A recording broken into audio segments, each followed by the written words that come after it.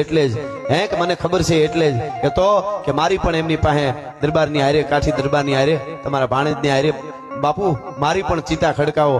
અરે પણ બેટા તારા ક્યાં લગ્ન ક્યાં થયા હતા? હજી તો હક પણ થયું ખાલી કે જે થયું હોય એકવાર જે કાઠીનું ઓઢણું ઓઢ્યું છે હવે બીજું ઓઢણું મારે ઓઢવું નથી.